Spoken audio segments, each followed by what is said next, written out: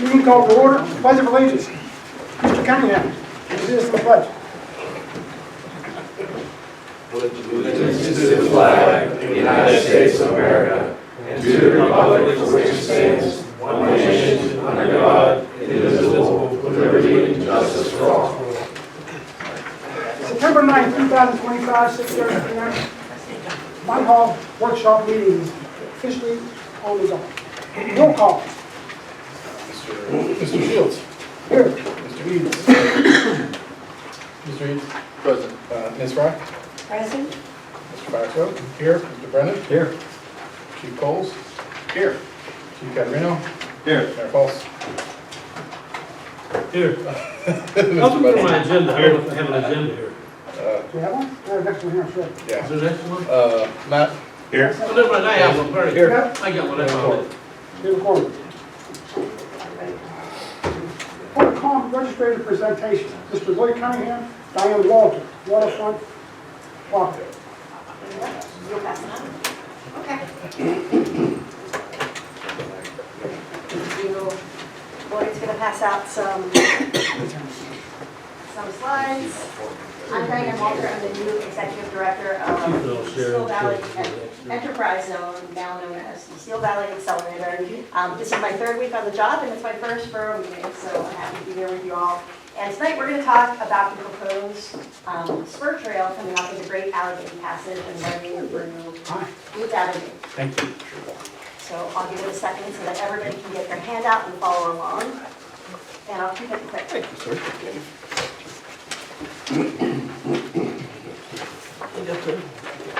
Thank you. So why it matters, I'm a very avid biker. I just will be that trail this summer, the whole 150 miles. And you can see that there's a ton of people down on the bike trail. There's about 1 million people who ride the trail every year. And when people are on the trail, when folks are on the trail, they stop off at different trail towns. They spend money on food, retail, and beer and ice cream. Very popular. So if we had the trail coming off of the main trail, it would funnel riders directly onto 8th Avenue. It gives them safe passage to go down and explore the historic district and all the neighborhoods that surround the boroughs. The next page will show you what the current bike trail looks like. And actually, I wanted to point out that kind of the diciest and most dangerous area on that trail right now is that area where you're going past the blue buildings and making your way over to the pump house. And you're very near the road, and people are going very quickly. With our proposed extension, which is on the next page, it would take people to a trailhead that is currently on property owned by Homestead that would have various amenities and then lead people off into the historic district. So on the next page, we go through those spur trail details. So what we're proposing is a trailhead that goes from the Gap, runs to Amity Street, down to 8th Avenue, and then back onto the Gap through once you get through West Homestead. We'd be building it on the existing road grid, so we'd be safe crossing. Homestead does own that property, as I mentioned, and in their last borough meeting, they passed a resolution and provided a site control letter allowing us to use that property to build the trailhead and to continue to seek funding for this project. The next page shows a lovely artist mock-up of what the trailhead could look like. So the proposed plan, we would have parking spaces, there are charging stations for both electric cars and for bicycles. We'd also have a memorial honoring local workers, and there's plans to move the St. Joseph statue that once was atop St. Michael's Church down to that area as well. In terms of the benefits to Munhall, obviously we get increased foot traffic and more people spending money down on the avenue, get new people into the shops and restaurants. It would reinforce Munhall's role in revitalizing the Steel Valley, and we'd be able to leverage the funding that's out there for tourism. In terms of next steps, and I apologize, I printed these all out when I saw my typo, and I didn't want to print them out again, so I made corrections. Our goal here tonight is to get agreement to pursue a site control letter from the borough in your next meeting. Once we have those letters from all 3 boroughs, we're going to finalize the route and conduct the feasibility study if we still need to do that. And then we're going to be able to move on to apply for our state and federal funding to get the project going. And our ask is for a council resolution and a letter of support that you could possibly vote on in your upcoming meeting. So that was super quick, but that's the ask, and that's why we're here tonight. Are there any questions? I have a question. Yes? So the proposed extension that you show here, it doesn't show the proposed extension. It shows it coming across the road and then continuing down on the same side on the, I guess that would be the northern side, but it doesn't show it coming through the properties of our properties, I don't believe. And it, how are you crossing the road there? What's the name, what's the road called? That's the railroad. This is the railroad? Yep. Yep. Basically, Now it comes down that way. and goes the that way. county is, the county is going to rehab. So how are they crossing the road? I don't know. What That's my road, question. Rick? That's my question. What road? Basically. It's gonna stay on the southern side of East Water. Mark, do you want to come up? This is what I Yeah. included, so. Well, no, there's, Come on up. there's gotta be, That's guardian storage. oh, it goes behind Guardian Storage. Yeah, behind Garden Storage. Okay, well, Property. I'm asking a question, I don't see it, so that's why I'm asking. Right. So, The county owns the Hot Meadow Bridge. Their intention is to rehab that for bicycles and pedestrians, The money is already allocated for that. but they don't have a connection to the trail, so we would provide the extra 50, 60 feet. And then it's, we're not asking for property, we don't get there. We just want it right away. We just want a half down it, so your solar system studies in here on the agenda. We wouldn't be exclusive to that. We're only looking for, an 8-foot right of way or 10-foot to put the track near the train tracks, one side or the other. We don't want to take the whole property. We don't want to own it. You and I talked last month, there's provisions of what that property can be used for. Is that, Recreation. Yeah, would be in compliance with that? of course. Yes, bicycle path. I don't have any documentation showing that, that's what I need to see. You guys should have, when you. I have the agreements with the county and the school district showing the taxes, it doesn't talk about the requirement for it. Like, Well, when can't- you took that from junior achievement many years ago, that was, excuse me, I didn't hear what you all said, so I missed it. the property down there, the junior achievement site was scheduled to be used for recreation. It is supposed to be used for recreation. And that's my question. We're going to violate that, Well, this would make you meet that. would meet that. Because it's Maybe you could recreation. still put the solar. Still put the source, that'd be kind of a Because gray it's- area Right, with the well, path. yeah. We're using it We for used that. it, yeah. Yeah. Right. Gotcha. And- well, I got well, I'm a stickler on this one particularly, because I need to actually see this document, so I gotta figure out what Okay, it You'd have is. to find your court order. Is it, because, I mean, are you talking about the ones that actually, Eminent domain. Yeah, when the eminent domain you took from the junior achievement, when you took hold of the property, that was, I don't know what that is. When did they do the eminent domain? what was that, 2015? Was that Munhall Council that did that? Yeah, Yes. 15 or 16? It had to be 16, because I wasn't here at 16. 15, So we took the property, when I was on council. Yeah, in 16, I was gone. Yeah, we did You it. weren't here. It was I 16 or have the 17. paperwork at home. I Okay. could give you or That'd be good. Our solicitor should have it. Yeah, Jim. Our solicitor should have it. How are you guys proposing to get over the train tracks? There's a subway tunnel underneath the tracks, US Steel subway tunnels. Oh. They're open. We had spelunkers go in there and it's totally open to the end. It's covered over on the Wendy's side. So we're proposing that we open the subway tunnels to create access to the gap without going into the waterfront. We'd like to put a trailhead somewhere down there in that area near Wendy's, or even take, God, every one of those buildings are empty now. Wendy's, Rite Aid, the other place are going out too. So probably be available. And I think that would revitalize that northern part of Munhall. People would move there just for that reason, and have the ability to, without going into the waterfront, to get into that gap, either walking or riding. It is, you know, is a game changer. So it would basically eliminate going to the pump house at all? Exactly. Okay. Well, what would happen to that portion of the trail then? Nothing? Of course, stay there. It would still be used? Yeah, if whoever would want to go there. I mean, you might want to stay The along the only- river edge. The only You might place wanna would be come eliminated down. would be between the part on East Waterfront Drive to the pump house. And that would still exist if Yeah. people chose to use it. No, they gotta get rid of that. But there's a spur, if you notice, Why do they have to get rid of it?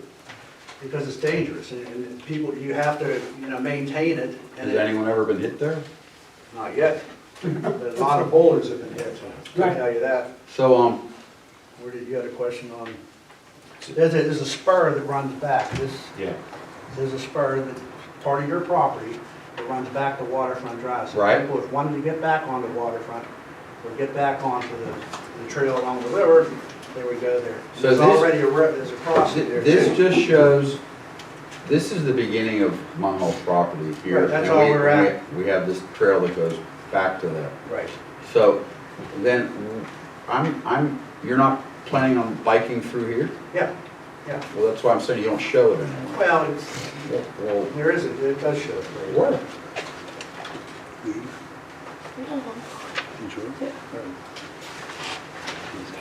For the purpose of printing things out, Mark, I didn't put in all Oh, the okay. maps in the Not back. there. Yeah, well, it's just a straight line right through the property, it's not 10 feet. Is it right through the middle of the property? It depends on where you guys want it to be. You know, wherever your solar farm, your potential solar farm ends up being, we'll just work around that. Well, have a seat. Well, yeah, it's kind of vague, it's very, it looks like it's very vague. I know the spur behind the hotels, it's basically unusable as far as bikers go. There's dogs there. They paved it yesterday. Oh, you paved it yesterday? It's very crowded. Yeah, very crowded. Dogs, walkers, it's tough. It's like riding on a boardwalk. Yes. I haven't ridden there in 10 years. You see them out in the street now. Bikers go out on the road. Serious bikers ride on the street. They ride on the road, It's exactly. insane. They stay away from the trail. I don't blame them either. I don't know. Yeah, if you want to bike, you really can't do it back there. It is, it is. We could follow up with the full detail. I'd like to see the full detail for Yeah. sure. I mean, For this to be voted on next week isn't practical for us. Yeah, not a chance. What exactly We're are asking you just for hoping site control, just council? I understand that, but we have two members of council aren't here. What actually are you asking council to Take authorize? this Just into to clarify consideration something. and make sure that, we're. We were just looking for a letter saying that you guys were on board, that we could use what we're going after. Letter of support and then Yes. a resolution for second. yes. I know what you're asking for, but how can we support something if we don't know what it is? we kind of do know what it is. But The trail from that point just goes straight through your property. There's nothing there. It's a 10-foot wide asphalt trail. There's nothing to, you know, No, you need to know where it goes. And you say a 10-foot strip through there. If you don't know where the 10-foot strip is, but you guys don't know what's there either as far as you're talking about having a if solar farm. you had a piece of property, and I owned a piece of property, and you came to me and said, I want to put this bike path through here, and I'm going to run it right through your property. Well, I'd say no. Sorry. But you don't own the property. Munhall Borough owns the property. That's why we're asking the borough to. I don't own the property, no. We're only asking for a letter of support in principle. When it comes for actual construction, we'd have to come back to you with I plans. mean, we're going for Construction funding, drawings. and that's what we need here. Whatever. does council wish to have this on the agenda for next week? No, I think you need to run it past Greg, just to make sure we do our eyes crossed I T's. absolutely not. Okay. That's number one thing. We'll talk to our solicitor. He'll be here next week. Run it past Greg, Yeah. so we have all the legal assets Right, before we go and say, yes, right. we want to let them have access to that property. Okay, Is there a specific deadline you need this letter of support by? No. okay, we're not putting anybody under the gun. Okay, I just want to make sure that, so I don't want to, Right. let it drag out too long. Thank you. Thank you. Thanks.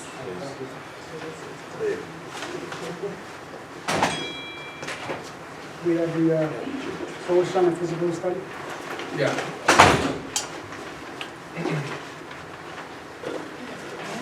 How are you? Good, thanks, how are you? Just so you know, I printed off the original one you sent, but then I added this thing. Okay, perfect. So that should be everything. Can you introduce yourself? Yeah. Sorry, my printer was not working, so Okay. I'm using my computer here. My name is Amelia Egan, I'm the Assistant Director for the Pennsylvania Solar Center. We are a nonprofit, we are based here in Pittsburgh, but we work statewide to help with the commercial sector, so schools, municipalities, businesses, nonprofits, to understand their solar feasibility. And then, if all goes well, we work to help the procurement process as well, and we help to understand some of the financing pathways to progress the project forward. So we've been working with Munhall. We were working both with the previous borough manager and now with David to understand what a potential solar array could look like on the parcel kind of in between the railroad tracks to the left of the Siemens building, which is currently unused. Which is basically the property we're talking about right now. Yeah, It's all, well, I was looking at the map that was proposed and it looks like it would not interfere, Mhm. but I would be happy to work with these folks Okay. to see how. it's kind of great we're all here together. Yeah, Kind of, it's a coincidence, we didn't plan this. It's kind of happened. well, good timing. We did that exactly. So we've been looking at what it would look like to develop these. So the technical assistance programs that we use an industry standard software called Helioscope, which is what most solar developers are using.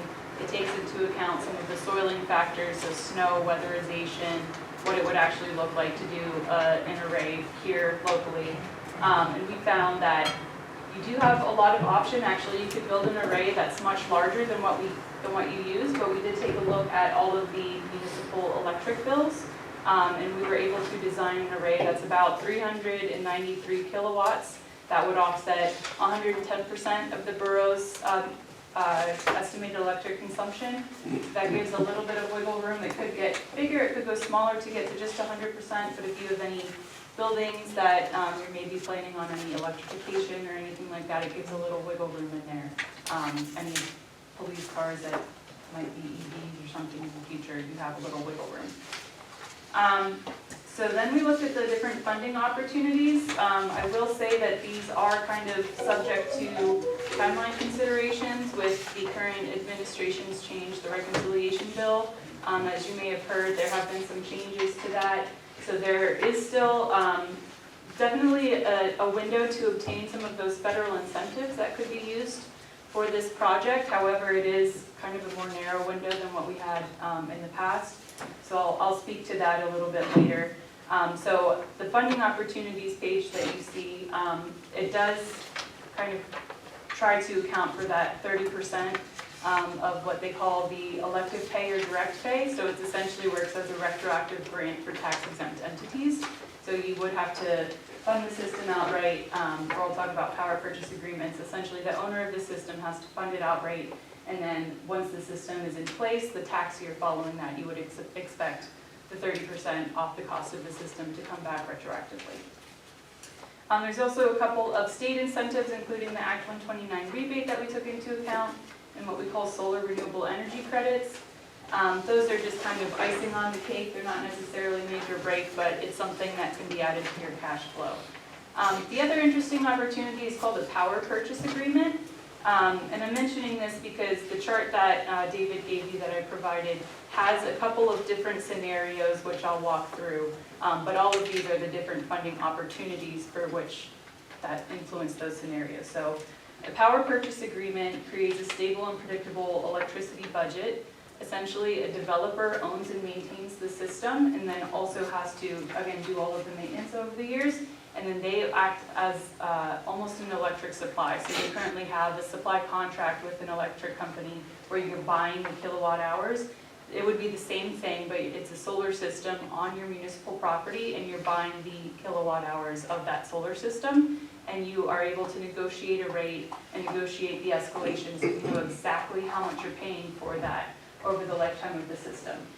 As some of you may know, electricity prices are currently pretty volatile. In Duquesne Light, we've seen a 12% increase since last year. And with the most recent capacity auction at the PJMQ, it's going to be another 12% next year, and that is very likely to continue.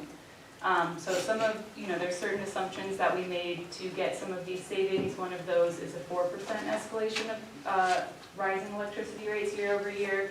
Again, real life is closer to 12. So again, this just is a really great opportunity to create a stable budget, whether you want to own the array or do this power purchase agreement where you contract with a developer.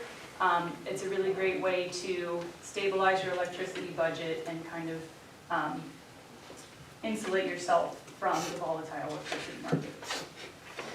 So we were able to put together a couple of different comparison estimates. So that's going to be that table that you have in front of you. So we're looking at. Is that this? Okay. So I'll read it just left to right. There is a short description of all of the different columns, but I highlighted the one that's probably the most important to you, which is the 25-year savings. That being said, again, there are some certain kind of different considerations here. So you could look at just the direct purchase of this ground mount system. You're looking at about $884,520 for the direct purchase of it. And then if the borough were to own that, you would receive that 30% direct pay credit back if you can meet the timeline. That being said, the timeline again is restricted. So that's why I also added the ground mount without federal incentives. As you can see, without getting that 30% back, your 25-year savings takes a hit as well. We also modeled a loan scenario. I forget exactly, but I think we looked at maybe a 4% municipal bond, which is quite favorable. But again, then you would still be owning the system, you would get those credits back, but you would be paying the loan. So the other two options I mentioned are the power purchase agreement. So as you can see, there are two scenarios here. One is if you were just to go do a power purchase agreement on your own with the developer, just the municipal, just your borough. I would expect that you could probably get about a 10 cent rate or an 8 cent rate. So this is a smaller system. Usually those power purchase agreements are for $1 million systems and up, so this isn't quite there, so it might be a little bit harder to get that on your own. And then we also spoke with David. That last column there is a Connect PPA. So that's referencing Connect, the Congress of Neighboring Communities, for which I believe Munhall is part of the Connect cohort. So Connect, and my colleague Eric is in here. He's on vacation at the beach right now. But so they're also a nonprofit. They work with a bunch of municipalities all throughout Allegheny County, essentially to do education and resource sharing. So for example, they have a strong partnership between Aetna and Mount Lebanon, where Mount Lebanon helps Aetna with some of their accounting. So it's been a way for us to support a number of municipalities to look at these solar feasibility studies together. This is a project that we've been doing since 2022. So it's many years in the making, but essentially what we did was kind of harness the collective buying power of municipalities throughout the region. So we currently have 9 municipalities throughout the region, 17 sites, and we're able to get a 7-cent PPA rate for each site. Can you explain what a 7-cent PPA rate is? Yeah, so that doesn't. Right. So right now, your current utility supply rate is about 0.082 cents, and then you should expect that to go up about 4% annually for the next 25 years. We would be looking at a 7-cent rate. So you don't own and maintain, you don't own the system. You contract with them for a 7-cent rate, and then it increases, I think, 1.5% annually. So you are still paying for your electricity, but again, this is a way that you can stabilize your budget and insulate the borough from the utility market, essentially. Who are some of the other municipalities? Is Duquesne in that? No. So we have West Mifflin, Mount Lebanon, Etna, Churchill, Bellevue, Ross, and a few others. I understand Duquesne is really interested in doing a solar center. Do you know anything about that? I don't, but I would be happy to speak with them. Yeah, give them a call. Yeah. And we do have experience working with municipalities and schools. We recently helped 24 school sites get applications through the Solar for Schools state grant.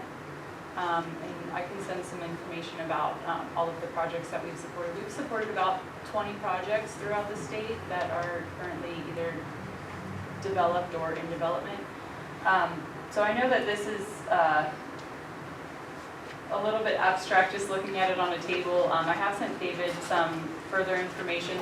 So the way that we get these results and to look at the 25-year savings is we actually put it into our model that shows utility costs, operations and maintenance, and it shows it all on a year-by-year basis. So you actually do have a 25-year cash flow analysis for each of these scenarios.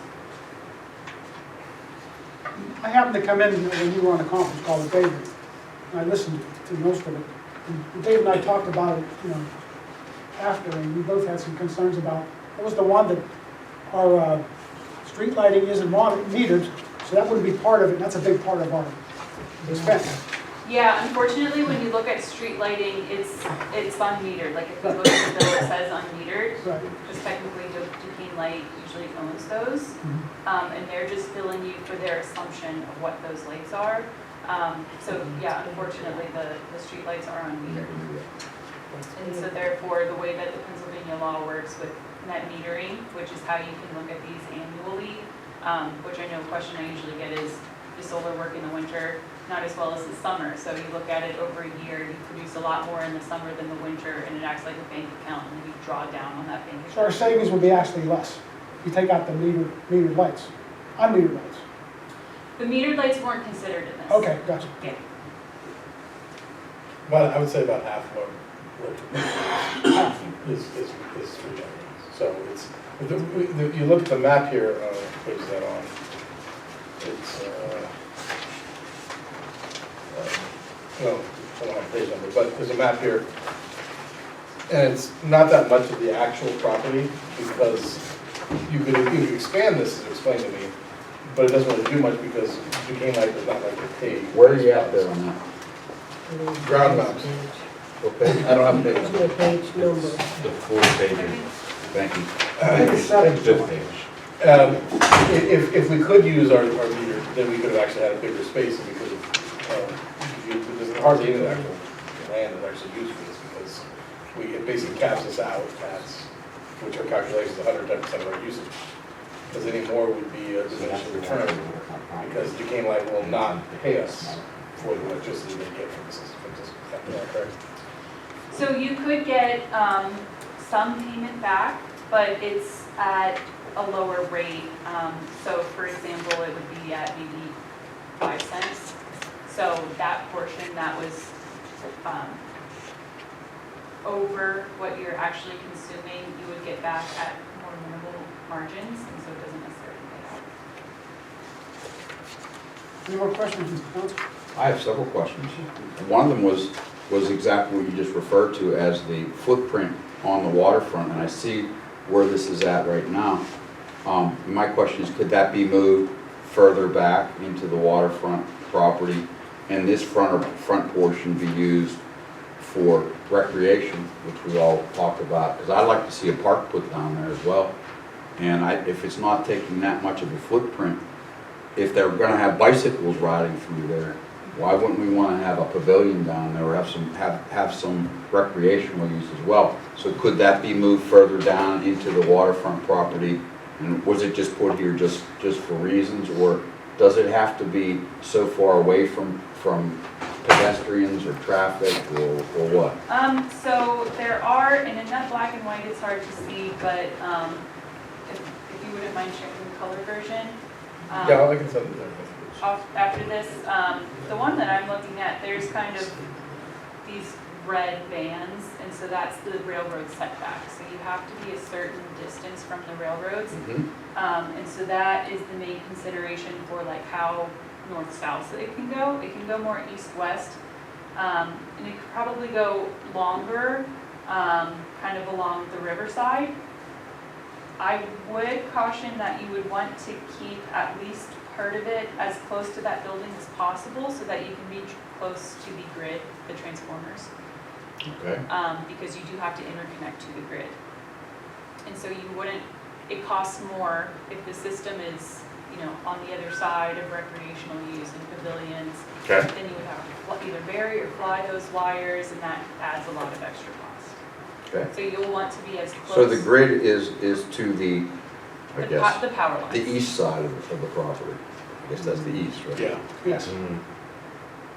Could you also like mount them, I know like Whitewood Park, they have them above the cars and actually use it as a, almost a shade structure? Yeah, so carports, so for this one, I think that we were looking at, the way that we kind of analyze how expensive a system is through the price per watt. So it's essentially how much money it takes per watt for the system size. So for this ground mount system, we're looking at about $2.25. Carports are closer to $4 per watt because of the steel, to lift it up off the ground. So, and a lot of, if you wanted to look at a power purchase agreement, most developers kind of stay away from that, again, because of the cost. Mhm. So, one question I really have is, what is the system gonna cost, per se? And I know that the federal government has changed their laws on what they'll fund and what they won't fund. I don't know the ins and outs of that yet, because I was thinking about doing that for my own home. And I talked to someone, they said, well, this big new beautiful bill has changed a lot of the stuff. Yeah. So, is there still funding for us to grab, and what, is there a timeline to grab that? Yes. And what is that timeline? I believe, I'm not sure if the one that, the packet you have has a timeline in it. It would be the one of the last pages. So for residential systems, those credits expire at the end of the year. Okay. For commercial systems like this one, there's kind of two different timelines. So the first one would be to be able to, what we call the beginning of construction. So to start by July 4th, 2026. Beginning of construction means 5% down. 5% of the total project cost. If you want to own the system, you would have to put that 5% down. If you want to do a power purchase agreement where a developer owns the system, you would have to contract with them in advance, and then they would put that 5% down. If you can meet that July 4th, 2026 timeframe, you then have 4 years to build the project and have it operational, which essentially means fully interconnected to the current grid, the Duquesne Light grid, on and running. If you can't meet that July 4th, 2026, you then have until December 31st, 2027 to have the project operational. Wow. Which is a little confusing. Yeah, well, I understand what you said. Okay, Now, could those dates change? no, that's what's currently written into the, Currently, but how could that change? I don't think so. Nothing current anymore, it's like, here's something new next week and it's gone. Yeah, yeah, we like to call it the solar coaster. Right. It's always changing. So, I mean, given those timeframes, if you were interested in joining the Connect cohort, essentially we're at the end of this process. We have been working with a couple of, not only all of the municipalities, but a couple of foundations, as well as the Philadelphia Green Capital Corps, to get low interest financing and then a little bit of money injected from the local foundations, because it does have a regional benefit. There's a developer already selected. We've been working with them. They're going to be starting the interconnection engineering studies shortly. So if you are interested in moving quickly and working on this power purchase agreement with the larger cohort, that would buy you a lower rate. That would be achieved before July 4th, 2026, but we would need to know very quickly. What's very quickly? Yesterday. Well, if you all were to enter it, it changes a little bit of the loan structure that we can get from the Philly Green Capital Corps. We're expecting to get those funds released from them in November. We're talking before the end of the year then? Yes. Okay. So the cost is $884,000 if we write the check. Yes. So if we go in per se with the, would you say it's called the power? Yeah. Power purchase agreement. Power Yeah. purchase agreement, and we say, we're gonna work with the contractor, he's gonna do all this, he's gonna own the system, we're just gonna be parts of it. What kind of outlay do we have to put into that to start with? We're gonna have to fund it first, or they're gonna fund it? They own the system, they fund it, and then it's similar to, I don't remember who your supply provider is, but Engie. It's similar to that, where Okay. you sign a contract with them to buy electricity at a certain price. So what's the difference, and what should we entice ourselves to do that? Or should we try to do it, other ways?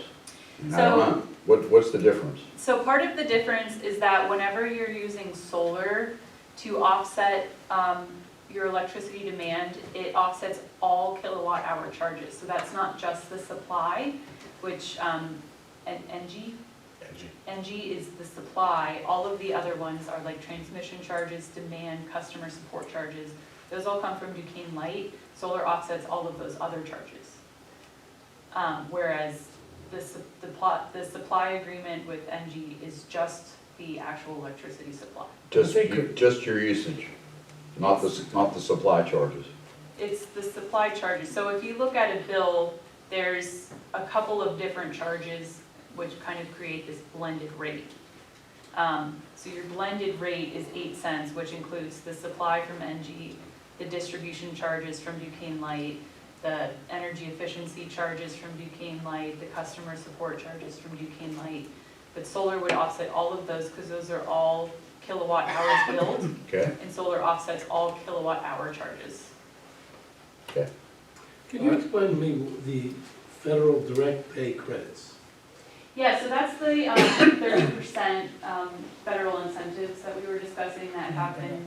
The timeline for those have changed Expense per Um, return. based on the reconciliation bill, the one big beautiful act. Is that the one that we said about July? Yeah, Is it the deadline for that? yeah.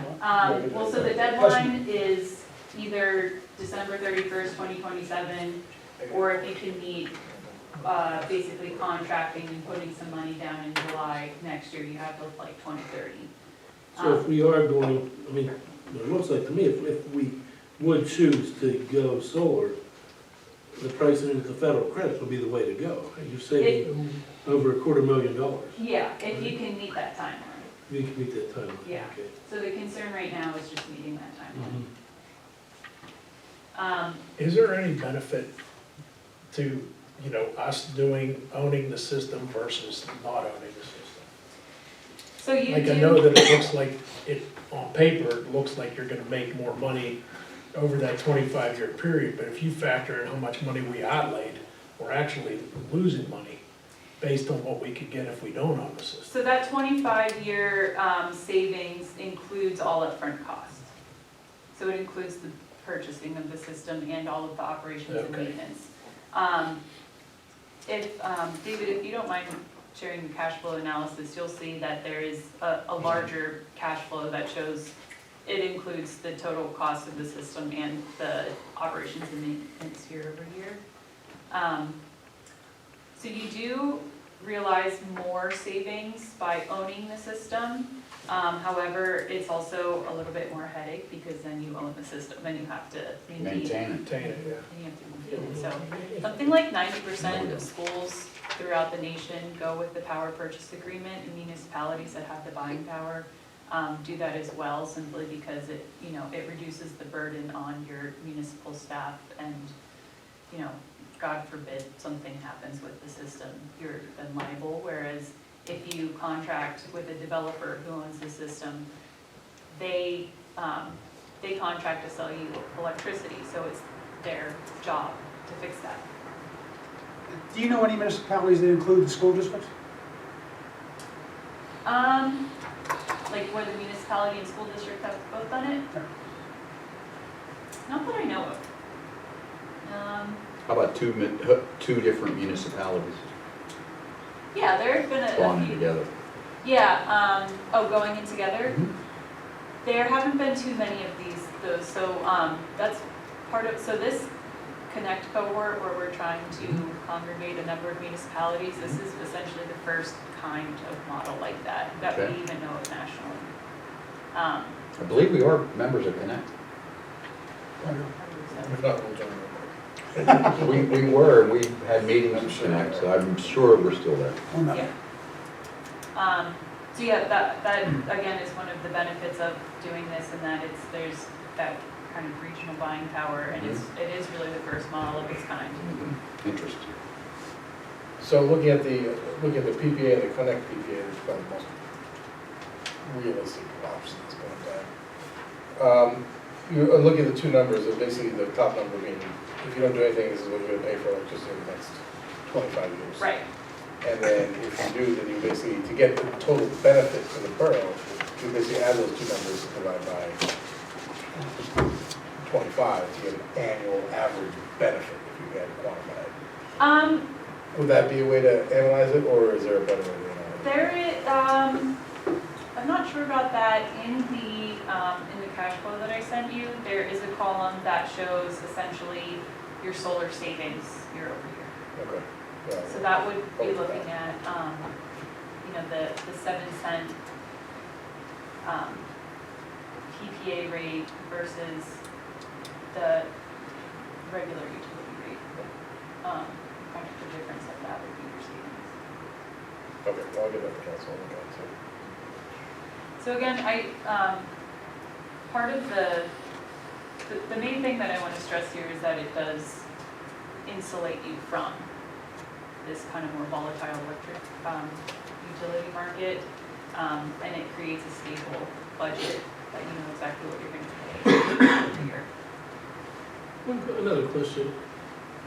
Between buying it outright and doing it on payment plan, if you buy it outright, do we own it, of course, but is there any type of, do we get anything if there's a problem? Do they still come out and do the work that we need to get done?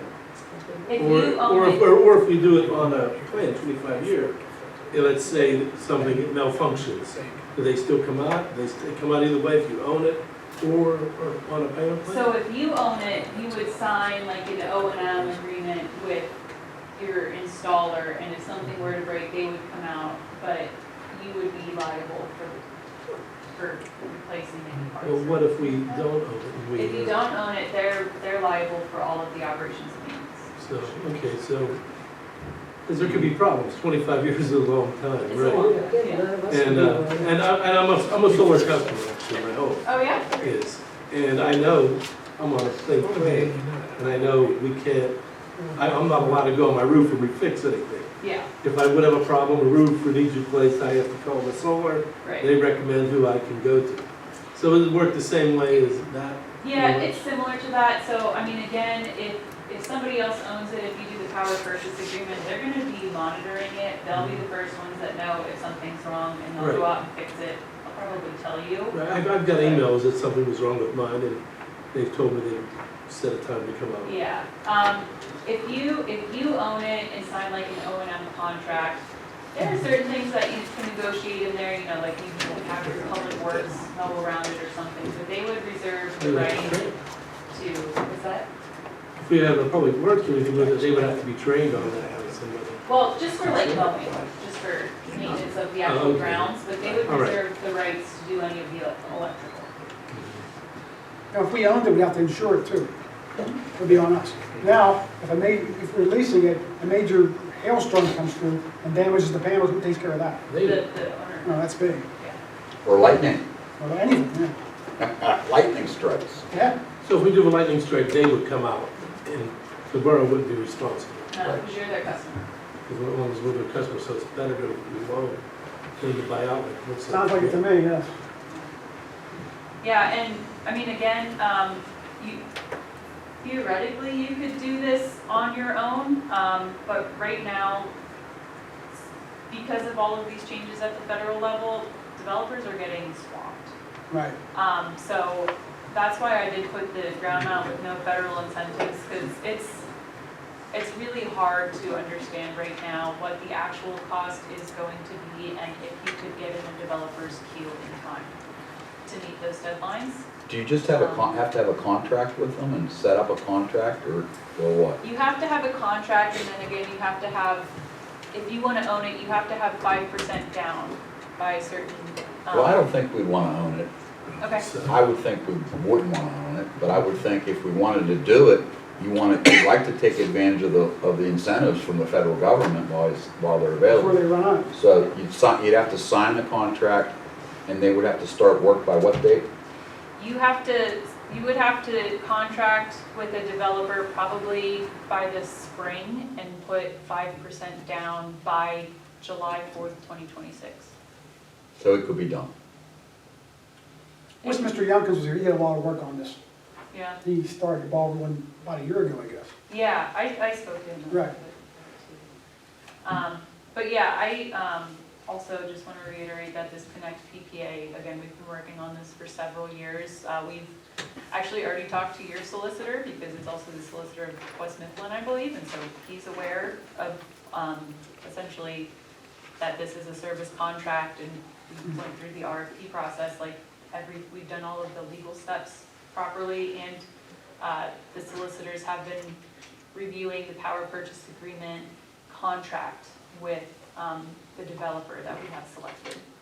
Could you tell me where West Mifflin has their solar farm at? It's not developed yet, but we've been working with them on 5 sites. So 2 public works sites, the municipal building, and then, so those are all for the municipality. And we helped them get a Clean Air Fund grant for a battery backup system, because they have electric Vehicles, right. electric garbage trucks. We're getting them this year. Yeah. We're getting into. You knew that. She knows. And then there are 2 larger ground mounts that we're looking at for the wastewater treatment bills. Because water authorities often have both they often have higher electric rates than municipalities, and they're consuming the most. So we work with a lot of water authorities as well. But yeah, so we've been working on this project. It's essentially, we're just finalizing the amount of money that we can get from this low interest loan, how much the local foundations are going to inject, and like the contract with the solicitors. Everything else has been done, and all of the other municipalities are on board. So this is a really kind of unique opportunity for you all to join this cohort. Dave, I'd like you to share with us the map that shows the parameters of the railroad and all the way through there, which you have, which I'd like to see What too. we should do, we should go down there and have a walk around down there. Well, I'd love to. Council, I'd like to go down there. I'd go. Yeah, set it up, we could go down there, and Yep. it was convenient for everybody. Yeah, I'd be happy to join you. okay, right. Yeah, because there just are some, again, there's some limitations that we've included to the study that are setbacks from the railroad. I guess the only asterisk to all of this is that we don't yet know what the historic use, if this is a brownfield, sometimes with solar development that creates additional barriers, because there's sometimes environmental permitting. But it sounds like you already have some There was a study done. There was? Oh, yeah. Okay, and it's already approved for recreational use? I believe so. Because if that's, I'm not sure though. Mr. Cunningham? Yes. Okay. if that's the case, I mean, if it's approved for recreational use, then it would be approved for solar development, I'm sure. But there might be some of that background information that the developers would need to know before you would be able to contract with them. Similar to kind of any of the development for the gap Right. purposes too, so. Any other questions from council? We'll set that council walking through down there as soon as possible before the weather gets bad. Bob, can you cut the grass down there for us? How high is the grass down there? Pretty high. There's Yeah. a path that goes through. We got an ordinance violation on it. Yeah, that's okay. 32, northbound. Thank you for your information. Yeah, Thank you Thank you very much. And I'll be happy to, again, share some more information about our organization, and feel free to reach out to me. Is your contact number on here? I believe it's on the first page. Okay. It's Amelia@pasolarcenter.org. Thank you. Thank you. Got it. Thank you, Amelia. Yeah, thank you. If you can read that. Any public comments? No public comments? You sure? Brad? I'm playing it safe. This one, Disappoint you, Brian. Standing committee reports. Finance, we had a finance meeting yesterday. I started working on the budget, and I hope to have a decent draft for the next workshop. Once I start looking at the numbers, this month I'll have a better idea where we are financially, but we're doing well. We're doing within our means right now, which is great. But I'll have a better, firmer answer where we'll end up at the end of the year by the next workshop. And then Public Works, Bob? that was my committee with that. we're just paving alleys. We are? Yes, we are. We're paving them? Yes, we Oh, are. yeah. What alleys are you doing? We did two so far with Spruce Way, Where's that? and then, that's between East UG and East Norwood. One between Caroline and, that was a beautiful job. You did that, right? Yes, we That did. was good, that was perfect. Is that this year? Yes. About a month ago. Nice. Okay. The one behind the pizza company is Yeah, we did that fabulous one too. also. Nice. Are you doing that little street, comes down between, is it Dewey and Perry? You know, that little alley that, Yeah, it's on the list. is that on the That's list? the Oh, worst thank God. Those are like the enemies. How many do you think you'll get done? Another 3 or 4 more. Awesome. Great job. Park and Recreation. I don't have a report, I just would like to mention that has nothing to do with Parks and Recreation, but if anybody needs shredding, they're having a shredding event at the top of Buttermilk Hollow, Fire, West Mifflin Fire number 3, Rodeo Drive, on October 4th, from 9 to noon. And I did want to mention one other thing. I would like to think that we could do the trees on Main Street again with the different Girl Scouts, Boy Scouts, other groups that were willing to do it last year. And if we could put on the website, if anybody would like to donate a tree for the cause, we could extend or, put a few more in between. Are these live trees or artificial? Doesn't matter. 2 of them were live, and the rest were donated artificial. Okay. And they did, the people who did it, not the real ones, but the artificial ones, they took them home. The Girl Scouts have theirs, the Boy Scouts have theirs. So if anybody knows of somebody who would like to donate, it helps. It helps. a lot. We'll take some artificial trees that people are going to replace. We'll take them? Yeah. Okay. Well, the group, Burn, I didn't want to get into, we'll store them. I just felt that if the Girl Scouts put them up like at my corner and across the street, which is West Virginia and East Virginia, each troop took their tree at the end of January, Took them home. and they took them so they could put them back up this year, okay? I thought it was a nice thing last year myself. Was it blighted property meeting last night? It was It was very long.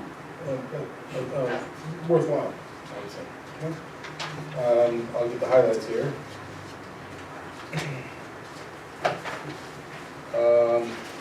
First of all, turns out that we actually did, Brad, you'll be happy to hear this, we actually did get Act 152 funding for last year. So the properties on from last year are 2526 Harrison Street, 1214 Louise Street, 1219 Margaret, although that one we probably won't tear down because people are seeing that one, 1709 Martha and 1713 Martha. So 1709 and 1713 have already gone through and got the, basically the condemned status, right?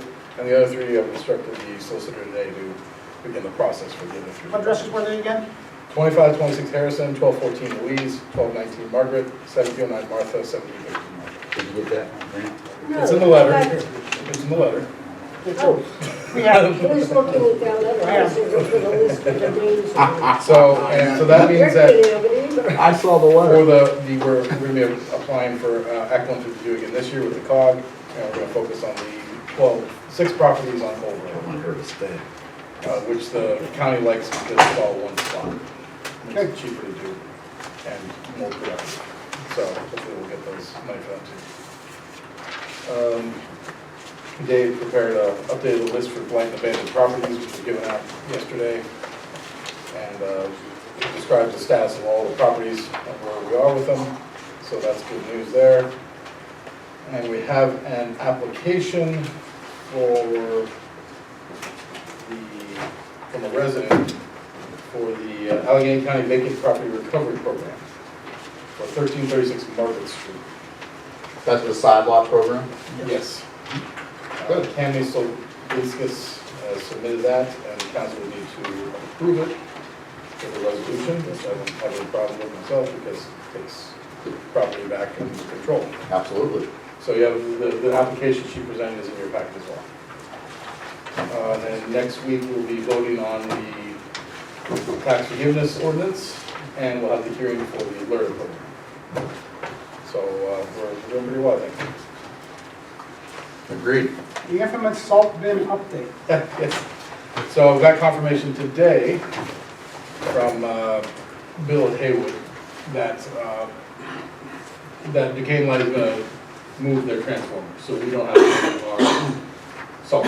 Wow. So that After all saves us this. a lot. After all this, yeah. Hey, special thanks to Bill Haywood. He did a lot of phone calls and a lot of work on it. He's with Caruso's, Yep. and he's been a big help in this process. Yes. And he got me a contact of Chuck at Duquesne Light, so if I have problems in the future, I have an actual contact. Right. Which is helpful. So that's good news. We don't need the salt bin, we save that money for other things. And he's the big guy.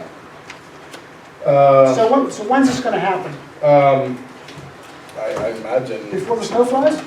No. it doesn't really matter when it happens, we don't have to move it, so we'll just. Right, but I mean, we're not gonna move the back part at all like we talked about? Not gonna move We're not anything. gonna touch anything. Right. Ah, Where are they gonna, they're moving from Homestead side, right? So they're gonna cut the trees down on the Homestead side of the building back there, run the power from there, start diagonal across the parking lot, run from off the side of the parking lot to the back.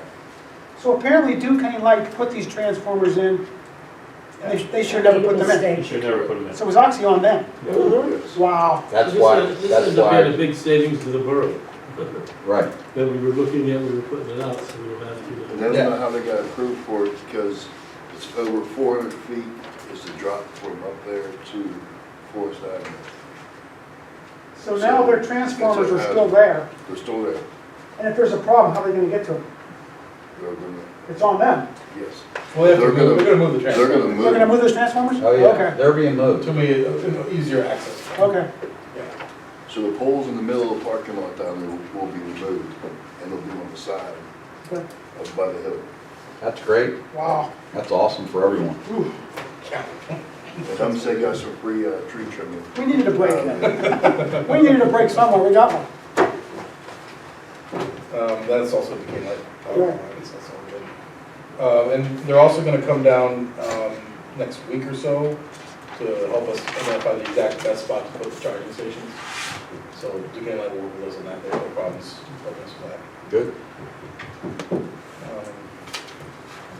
The packets, moving on, the packets have the legal, where is it? The legal, here it is. So will be, Welby, Stollenberg, Simbal, and Cook. Legal requirements in the state according to this law firm for the assistant chief position. Which we've talked about before, but basically we need to, next week council, if they want to proceed though, we'll need to authorize the advertisements for test for the assistant chief position, any other parameters they want to put on that. are we going to advertise outside the borough or the, That is council's decision. okay, so that'll be discussed next week? Discuss it now. Discussion on. I think we should, once again. Well, you can interview them, because I'm not going to. Well, I wasted my time last time. The question is now, we're gonna give it inside or out? Bernie, I would like to say that, one, I think it should be advertised both inside and outside. Number two, after, be it me or anybody else who is able to do those interviews, we're talking 3 people, is that correct? David and 2 council people, or whatever? The process outlined is, they will have to take a test. Okay, And then you are given 3 candidates that do the best in the test, and you select from those 3 candidates. I would like to see our chief be involved in the interviews. and I would like I to didn't even see, tell the chief that, because we need to have someone that the chief is a good relationship with, good compatible with, as our assistant chief. and So I I'd would like to see like, the chief be in Well, the. council votes on it. It's I'd council, like it's to council see the chief on the vote. interview. That's, But absolutely, the chief should be involved in the interviewing process. Mr. Reed, do you believe we should advertise outside? I'm getting consult with the chief real quick to see where it starts or. I don't think we should go outside. Okay. I'm in agreement with that also. I think don't inside we should is the way to go. You think what? We should not go outside. I don't believe we should go outside either. I agree, inside. and so the person who was in the position, or one of the people who were trying for chief, is completely eliminated. Is that correct? He would not That take very the bus. assistant chief position. Right. He would not be, he wouldn't be in the, You consideration. know this? Oh, well, I haven't asked him, but I mean, I would think 99% chance to go, if not 100%. Well, I think we ought to ask them. Mr. Secondly, I would like to say. Mr. Brennan, you would like to go outside? No, Oh, you want inside? no, I wouldn't go outside. You would not go out, okay, gotcha. Absolutely not. Rini, you want to advertise outside? I do. Okay, Rini. Rusty, inside? Inside, yes. I'm inside? Stay in. Stay in, okay. So we want to advertise outside? And then after the 3 people are chosen, are the rest of the people on council going to be able to get the resumes, hear from the people? As I pointed out last month, the other people could have been sitting in this audience for all I knew. Maureen, here's the deal. They And have to be tested. The top 3 are tested. So you only can pick from the top 3. I know, Vern. Okay. So those 3 should be, if I'm on the committee and you're on the Right. committee, there's 5 other people on the council. They're voting for somebody they don't know. Everyone should interview, everyone should sit in the interview process, because There it's should not, be a second the interview. way we did it the last time for the chief position was just a waste of time. It wasted my time. Sorry, Okay, I understand. okay? So if we stay inside and we get 3 names, then I think those 3 people need to come before the entire council so that we can know who they are, what they're doing, I what have their no problem with that at all. go there. I agree 1,000%. Then when we vote next week, I think we have to have a date set for the actual interviews, because we have to advertise that. Whatever, Okay? a month do it. Well, We gotta They do the test first. Where's the test time? Yeah, but I want to actually, I'm not going to go in violation of sunshine law by having 7 council members sitting up here. All I right. understand. You have to have It's a a person, advertised date. it's personnel. We It's can, personnel, but we still have to advertise. we don't have to advertise that we interview for personnel. Right. I don't think we have. We can ask the solicitor We'll ask the that, solicitor. we'll ask the solicitor We'll figure that. that out. We'll But figure we it have out. to, as far as the civil service, we don't know what they're going to test. Yeah, we have to know when we're going to test. So how can you, No, I agree with you. I just want to make sure that we're doing everything properly. right, Correct. right. You have to give them time to study, I mean, Right, it's at least 30 days of study, right, from a month. right. We'll be in October, and time will fly really quick here, before the end of the year. Right, if you schedule a test for, you know, towards the end of October. Well, that's a good question. They decide when they're gonna have the test, up to civil service, right? Correct. Chief? That's up to civil service, when they're gonna test. Yes. Okay. We have no control over that anyway.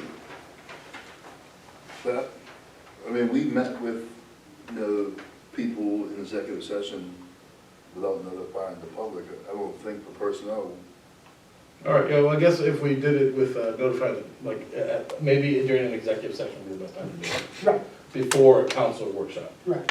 Well, that'd be fine, then we just notify at the meeting, we'd say we met in executive session and discussed this issue. Right, I just wanna make sure we're doing that properly. right. A phone call to the solicitor would be approved. He'll be here next week. Right. Discussion of building sign options. Has anybody had a chance to look at what I gave you last month? Yeah.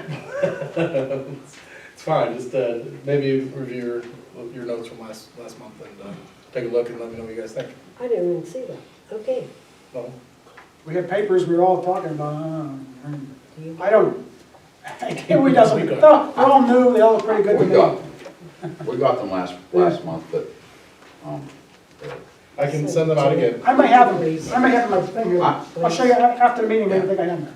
yeah, There you are. that was Rich's, I think, from the Bring workshop. him up. I can show you here. Thank you. Thank you. Is that it with that? That's for, yeah, I mean, I think we should move on that. Yeah, I agree. Yeah, I'll send them out again and take a look at it.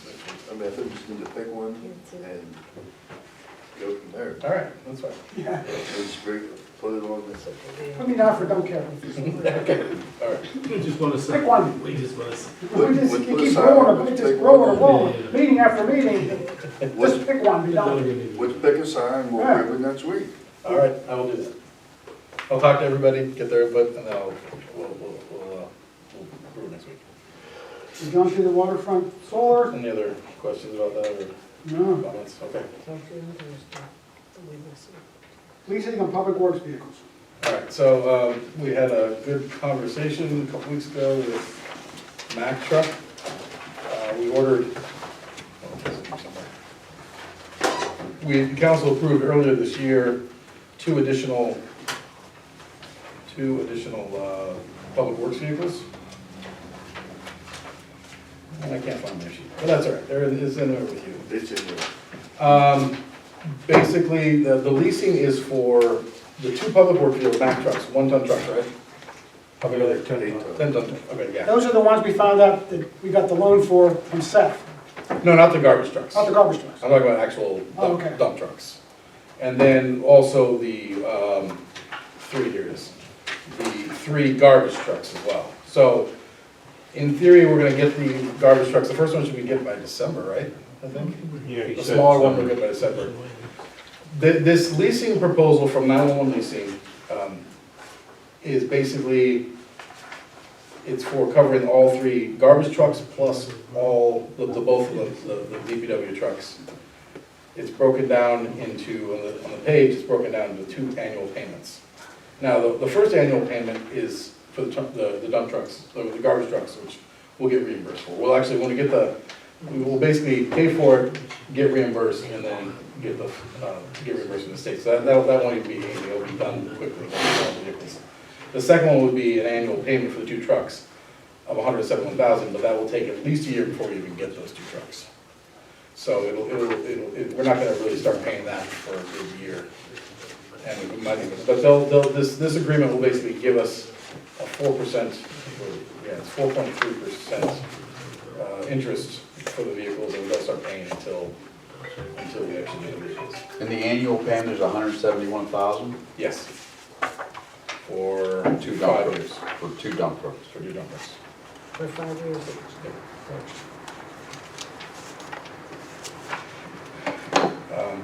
So we can vote on that next week unless you have questions about it. It's just a leasing agreement, but 911 leasing does good work and they're very reliable. We have gone through them many times before.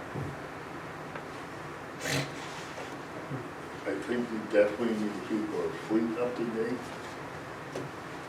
The last couple of days, I've been going through numbers from our Transdale contract. So far this year, we have paid $143,000 of out-of-contract work that's not covered to our vehicles due to police cars being outdated, over the mileage, over the year limit. You know, we are literally getting our head kicked in every single year so far. So far this year, we paid $357,000 to Transdev on maintenance and work done back there at the building. What would correct that problem?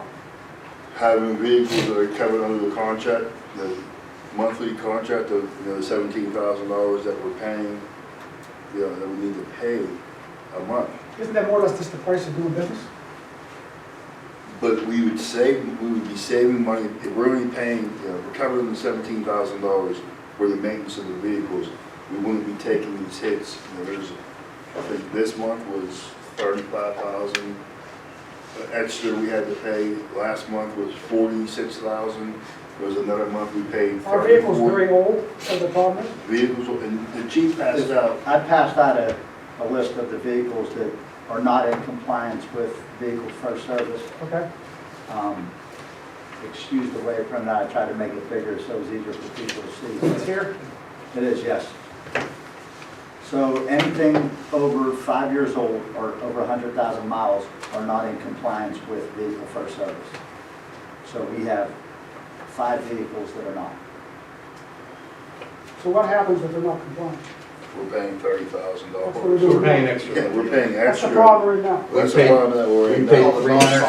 $357,000 For this the year. Transdev, So far this year, we paid half of $357,000. which is, or nearly 40% is the additional cost for. these vehicles. $143,000 is additional cost Compliance. that we've paid so far this year on that contract.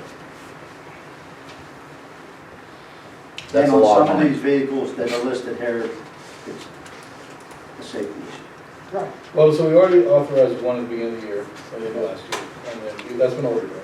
Yes. And then the council earlier, a few months ago, authorized 2 additional police vehicles. Okay. I have 2 ordered right now.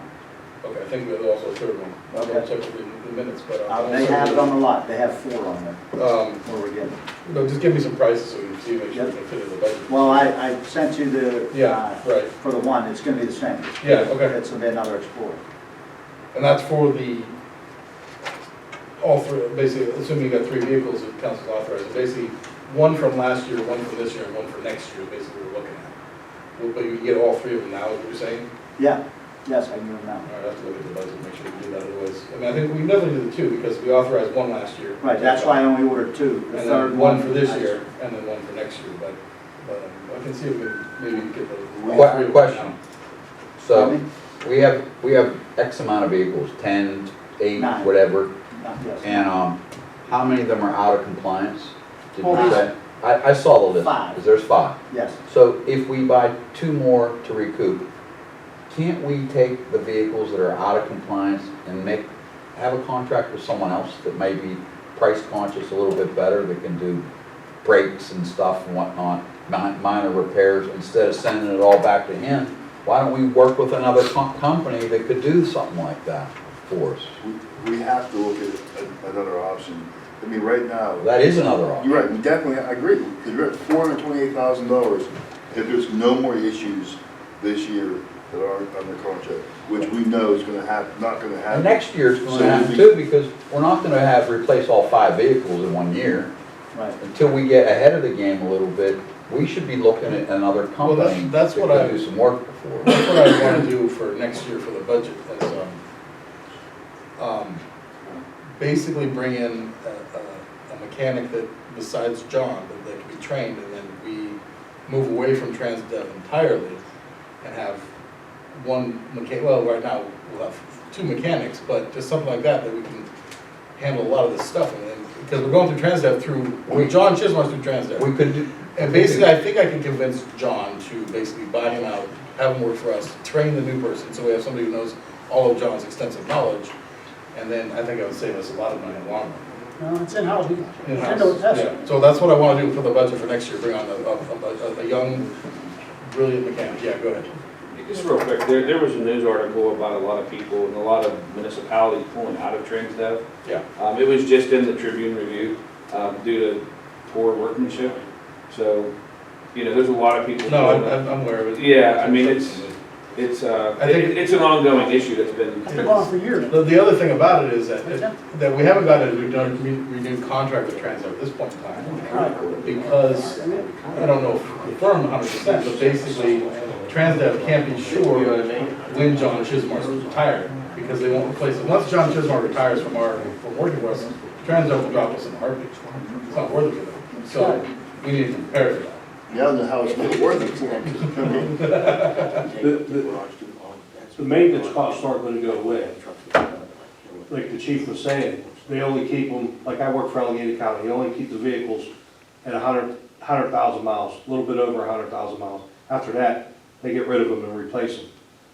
Even if you have someone in the back, you still gotta keep that mileage in the you gotta keep it within. If not, them guys would be riding around in unsafe vehicles. Right, we have one of our vehicles has 133,000 miles on it. Yeah, And that's the one that's in service. yeah, it can't be. So my question is, these are the 5 we're concerned about. There's 4, how bad are the 4 other ones? They're all on the list. Yeah. How close are they to being here? Pretty close. Right, no, right, yeah. Like Rick said, we seem to never get ahead of the game with this. Well, so council's already authorized 2 vehicles, Jamie. Pardon me? So I can just sign off on whatever you need me to sign off on. Okay. We'll just get them, like, basically this week. Yeah. Just get them, start preparing them. So, yeah, well, I'll sign off whatever you need me to sign off on. Council's already authorized it, so Okay. let's move forward. Perfect. We have, That's just we have to. Yeah. These guys are out there And- every and- single day. We And got it, that. we can vote on it next week. If council wants me to just go ahead and order a 3rd one instead of doing it next year, we could probably do it. Like I said, it's in the budget, we can afford We're it. not moving the salt bin, so you can. Exactly. You can order, Second 250,000 right order there. a police car. Let's keep our officers safe. I think we should I go ahead. agree, I think we ought to. All right, I'll look out on the next agenda year. for next week to vote to accelerate the Things purchase can of the come 3rd up in vehicle. the next 3 What, Ray? months.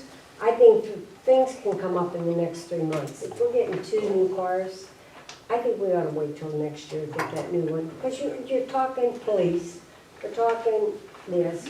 I want to ask about the emergency preparedness computer. There are some things we need. Now, we did save money back there on the paving, which is to our benefit. But at the same time, sometimes I think maybe, if we end up $250,000. spending, and something. $250,000 savings. We saved a lot of money this year with not paving that parking lot, not having to move the salt bin. I mean, we have to protect our police. These guys are out here 24 hours a day, 7 days a week. And it's not only protecting the guys driving the vehicles. They're They have to get to the citizens' homes. Absolutely. And they have to get there safely. And They have when you to. have a vehicle that has 130,000 miles on it, As the and a mayor, wheel pops off, as the mayor, I'm going to take this 133,000 mile one off the road tonight. I may direct the chief to take that off tonight, I'm going to give it some thought. If you remember, up until COVID, they were doing 2 cars a year. Right, And that kept that fleet, that's all out there. yeah, We and still- after we COVID, still it have screwed a- everything up. We still have a 2013 vehicle in our fleet. It's being used every day. It's our detective vehicle. Well, just 80,000 recently, miles though. just recently, I took it out of service and gave them the chief's car. Because that's a much better car, as per John, as per our mechanic. So, All right. If it's in the budget, I'd like to get the vehicle 3. Rusty, Yeah, I agree with that. 3, Rob, I'll put it on the vote Rich. for next week. what's that? get the 3rd vehicle. Is it in the budget? It's not, we can afford it. So we had savings before. I'm for it. Okay. Yeah, we've saved some money this year. And that leads to, are we done with the police personnel needs? No, All right, I'm sorry, I have other things I want to ask about. Go ahead. I think the chief needs, I've been confirming with the chief, I think he needs a little help right now about maybe I know we have to, the assistant chief has to be appointed by council. We're putting in somebody to help him out in that office right now as an acting person in the office, acting chief. Because there's a lot on his plate right now and he doesn't have any help. We have a chief, then we go down to sergeants right now. I mean, just for a month, maybe we Well, get a little help with that that's office. something that you guys can do yourselves. You don't need council to do that. Okay, I just wanted to bring it up because it's a budgeting thing too. If we put an officer up there, we're gonna. Because whoever you put in that spot, they have to get We paid may have that, to pay them a that little rate. more. That's why I'm bringing it up. I think it's still a police person issue. I think it's a personnel issue. Okay, I I agree. get you right, I mean, it's you guys run the department. We just pay your bills. I agree. Okay, I agree. Chief and I will handle that. Correct. Absolutely. Yeah, take care of that. Anything else? Any old business? Well, real quick, and the personnel issues also was about the number of officers we're looking at. You're looking for 4 is what you need. We're currently down to 19 right now, right, Chief? Okay. Yeah. I would absolutely like to get back to where we were my whole career and put a full-time narcotics officer, which we greatly need. But I'll take what I can get. 4 would be suffice for now.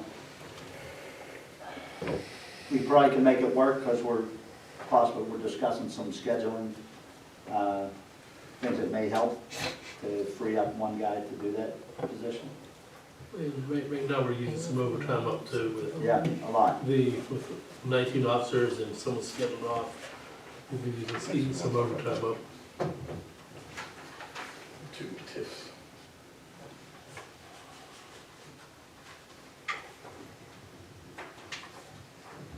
Read it. No, okay.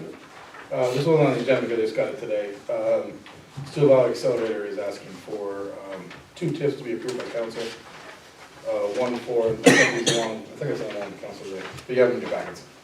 An additional allocation of $37,000 a year for Director of Marketing and Community Outreach for the Stu Valley Accelerator.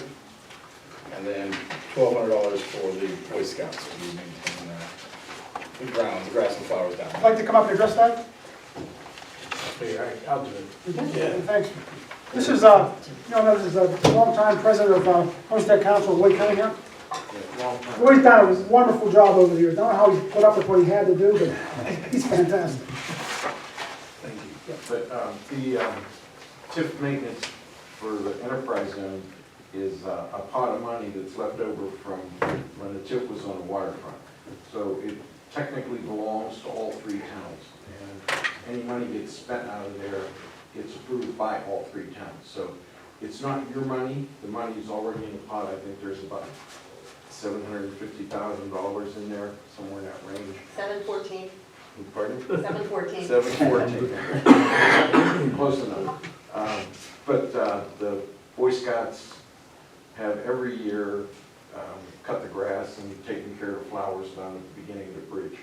And the county just doesn't get around to it, so this committee took it on probably 20 years ago. And they started at 1,000, and 20 years later, they're only up to 1,200, so they're not overpaid. And it comes out of that fund, not any of your funds. The money's already out there. And to hire a marketing person, I'm going to pay half out of the enterprise or accelerator monies and half out of the TIF monies, and it'll be a person to assist Diane with everything now, the social media, the Facebook, the TikTok, the Instagram, and all the other things that are out there that which you won't worry about. And then outreach, so that more people know the accelerator exists, more people will apply for loans, more people will apply for facades. The accelerator zone covers all 3 towns, West Homestead, Munhall, Homestead, and everybody here. It's made millions of dollars in loans through the years and done a lot of good things. So it's not your money, but it's money you control. Okay? So the $37,000 is coming from where? Half from the TIF monies that's in the enterprise, and it should have a better label, but it's just always been called TIF monies, and half from the accelerators. So it's coming from your accounts, Yes. and we need to vote for Just to expenditure. approve. Just approve. To approve. Right. For the. And that's the way it's always been done. Always, It's yes. always been done. We need approval from 2 out of the 3 boroughs. I know, I was on the enterprise unit. Okay. Can I just ask one question? Surely. Does COG not take care of, through Mealy, all the flowers on Waterfront Drive? No, it's not it's the It is TIF, Waterfront Maintenance Association pays for all the flowers on Waterfront Drive. and TIF does that. No, it's entirely the Waterfront Owners That's a Association. different TIF, Randy, but you're The thinking. TIF maintenance fund is a different set of money, but it doesn't pay for any flowers or anything like that. It pays for the street lighting, the paving, the street maintenance, catch basin maintenance, those That- type things. That's a whole different program. Yeah, it's It's different not, money. this is different than the accelerator. So they're, when they say TIF, Yes, you're thinking of the TIF that controls the waterfront. yes. This is a And that's total not- different entity, which she's mistaken about. But I Okay. mean, but still, no tax monies goes to pay for those flowers. That's entirely comes from the Waterfront Owners Association, which is different than the Waterfront Building Owners, which is different from Wilco. They're in a bunch of different corporations. Okay. Any more old business? I have a few things I'd like to bring up whenever it's appropriate. Absolutely. Okay, so, I'd like to just ask you all about the funding for Creek Street, because at the finance meeting, we talked about that somewhat. And from what Mr. Eads has mentioned at the meeting, and we were talking about, is that we're looking for funding that's going to totally cover the construction site of Creek Street. Could you elaborate on that a little bit, Dave, and let the public know what's going on? Well, so there was an initial meeting with DEP regarding the order basically from DEP to repair the landslide slope repair along the main Homestead Run at Creek Street. And then we're basically we submitted the actual application, and we're waiting to hear back whether we need to do dredging, right? Yes. So we're waiting to hear back from DEP whether we need to dredge that again. And then once that's done, we'll have to submit an application to ask for permission to do what they told us to do. How long will that take? Jeez, this never ends. Anyway, so that it'll be sometime. Now we next have to dredge it. Possible. Whatever. Yeah. I mean, that's not our, it's out of so our control. We don't know I what know. the cost is gonna be, We have to but pay for it. No. there are some assurances out We have to there. pay for the dredging. Yes. We pay for the dredging? Yes. Well, that's what I'm asking. Well, We gotta pay for it. unless we can find some funding, which hopefully we can Right. find from the state. So there's some assurances out there, we'll see. We'll take the whole total cost up. Yeah, but we might not have to, we're waiting for their. Well, that's what I was told, we spoke about last night at the finance meeting, was that we sort of had a commitment that we were gonna get some funding from the state. I mean, there's nothing firm yet, but once we actually know what we have to do, then we can actually. We can apply. Apply. Right. So that's where we are right now. Okay, We're thank you. waiting for DEP to get back to us. Thank you. Then I have another question about the Main Street redevelopment of Main Street. Any time we're gonna put anything out for bid, or what are we doing with that? I mean, because it's now It's up for bid. We're gonna September, We're gonna open bids on Thursday. Thursday. I only have the one bid. You should be getting. Okay, I hope so. What is our first item for Main Street? The bids. Are you looking for this for the paving, this for lighting, is this? It's gonna be the sidewalk repairs and Sidewalk lighting. repairs. And it's gonna start from the Gulf Station down Yep. to the past Greens, right by Greens somewhere in there. No. We're hoping it's gonna go all the way to the school. Wow, okay, we're going all the way. All the way to Park School. Mm-hmm. Wow. Woo-hoo. Awesome. Great. I thought we were just gonna go like to Emerson. Good. It depends on where bids come in. We might have to phase it until we get the rest of the funding. But I'm hopeful that we're gonna do the whole thing at one time. Oh, Great. So if we would get this, 1 bid or 10, will we be able to start ASAP, or will we wait until spring? No, we need to start ASAP. Yeah. Because we have a Main Street Matters grant that's going out. I don't know, due, I think, of this month. We have to spend the money. We have to show that we're making progress in that before they'll even consider the next round of funding. Right. So we have to basically start in October. Thank heaven. Wow. I mean, it depends a lot on what they're wanting to do, but we kind of need to I have. think the Main Street Business District is, the Business Association is looking for a meeting and an update on some of this stuff. Why don't they come to the meeting? Well, they should. They We're should, here that'd twice be a the month. best way to get it right. So, the next thing I have, I just have a quick question, because, I've attended a lot of dinners, a lot of events. I brought my wife to many dinners. I've always paid for my wife's dinner.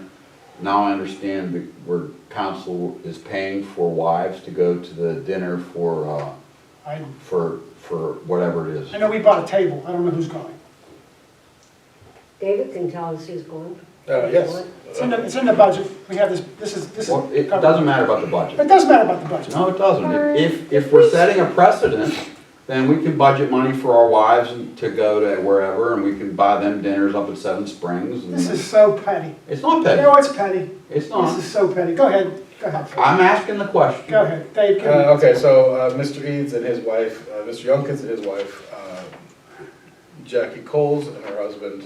Now, Jackie Coles isn't even with the borough. She She's with the sewer represents authority. the sewer authority, which is part of the borough in terms of the overall Well, functionality of the borough. can I speak to that? Yes. That? You speak anything you want. So, when they go to Seven Springs, the sewer authority pays for the sewer authority people. We don't pay for them, so they should pay for their own people to go to this dinner. So I'm sorry, go ahead. And then the planning commission, we're sending PJ and his wife as well. Okay. Because that's also a good representation of the borough. Why, I'm I not believe all the questioning the council was invited. I representation. couldn't go because I had another plan. I believe all council I thought was invited. Yeah, everyone was invited. I heard, yeah, because we all saw that was on our packet. Well, I couldn't just go, think- so I didn't. Yeah, I I can't make think it. just like Rick is saying, we start a precedent. I think it's one thing to say, PJ can go, and Glenn Cole can go, and Tim can go, and Dave can go. But I think this is, if the wives are going to go, it's not a date night. It is a council event. I think they should be reimbursed. How many wives are going? There are 4 spouses going. Take it out of my paycheck the next 2 months. Would you do that? I will pay for it. Barney? No. If this is an issue, I will pay for I it. mean, the council members, we were all, every council member was ready to go. And if all 7 council members went to the mayor, then no one's spouse would win. Okay, but is So, that brought up when you check this? Listen, I'll pay for my wife. Yes. I don't Everyone's care. That's good. It's a new precedent, Tim. It doesn't bother me. Thank you. I spend more money on these kids in the community than I will on this little event this week. Right. You know, I'm in every fundraiser in this community. I don't mind paying a couple bucks for my wife to have dinner with me. I wouldn't either. I'd rather have you guys with me. But hey, now I have to deal with her that night. We won't But it's take it like okay. that. It's just, I mean, I don't I know. understand why we're trying to make a big, I know. I'm not making a big deal out of it. I It know. was brought up at the meeting last night, at the finance meeting, and I thought, well, I'm gonna bring it up at council meeting tonight because it's a precedent now. Well, the alternative was to basically not send the spouses, so then we would throw money away, because people were not willing to actually attend the thing. But Dave, when the check was written in July, because I questioned it, you then said, Tim and Dave said they were going, $50 a plate, I said, then I think you should pay $100. But you paid $400, and your words were, we'll find people. We paid approved beforehand. Beforehand. We paid beforehand, before the check was written, like a month beforehand. This is garbage can Troutman on And Friday. I'm just saying, I think if it wasn't going to be council, I did mention to Daryl Hunt for all the work that that man has done in volunteer. I think there's other people. I think there are people in, we're going to invite wives. I think there are people in this audience who have come to all these meetings. Maybe they could. I feel like. we are the representatives of the borough. Turn the monitor off. I agree. I agree. Um, You're the representative. No, but I mean, I think all of our wives and spouses put up with a lot with us being on council. They do. So, I mean, you know, we can't even go shopping with our wife or even go out to the waterfront for dinner sometimes without being interrupted. So I don't think it's a very big thing No. for every once in a while, especially if all council It want to go just to sets a there. new, it sets a new precedent there. I know last year when I know, when our Tim, wives. when Tim Little was here, Uh, and we were ordering shirts, he said, "You mean, you guys have to pay for your shirts?" He says, "That's what we do." He said, "All the time you put in," Yeah, and he says, "Monroeville, we pay for shirts, we pay for," and I know it's and all different the time, money, but and all the geez. money we put out. It's, I it's, mean, it's a couple $100. If it's gonna break the bank, I put out a couple $100 a month in donations alone. 100%, Mayor. It doesn't bother me, like, I understand. Dave, and I just want to ask you one other Yes. thing. Regarding the computer for Daryl Hunt, who Yes. is our emergency preparedness person. I talked with him, this goes back to when I just came on board 3 years ago, and the computer that he received worked for 3 hours and then went down. I've already ordered the And computer. It's a very highly specialized I computer. thank you. I ordered this, I told you this months ago. I told you this You months don't ago. need to tell me, you need to tell him. I told him as well. He said he hasn't heard anything, so I said, I'll bring it up tonight, David. So, I thank you. I know, Thank Ms. you. Ringy, It's a $5,000 computer. It has to be highly specialized. So it takes a little bit of time Right, to make. right. I know Rainey isn't for a lot of these dinners and outgoing things. They're very, I remember I was at one years ago, and the mayor, or the Mayor Baldwin was there, and Ed Brandell showed up. Well, we all know what Ray did. He chased Ed Brandell down, like, he talked to him, talked to a couple of his aides. A week later, we heard back, and it was done. I mean, these are networking events you go to. We represent the borough, and, you know, there's some things, that it's part of doing business here. And that's what we should do. I think we got away from it the last few years with the authority. I know we went through them years ago and got a couple grants. And so we're going to go to the dinner, and I call them rubber chicken dinners. I'm not much on them. But we should represent it, and if, the wives, I think, should be able to go if they care to go. I agree. Yes. But if somebody wants to reimburse the borough for the wives, I'll be glad. go ahead. Dave, would you like cash, check, debit, how would you like A money order, the $50? a money order. A money order is Money order, crazy. good. I'll take a motion to adjourn. Cash is always better. Take a motion to adjourn. Motion to adjourn. Motion. Second? Second. Motion.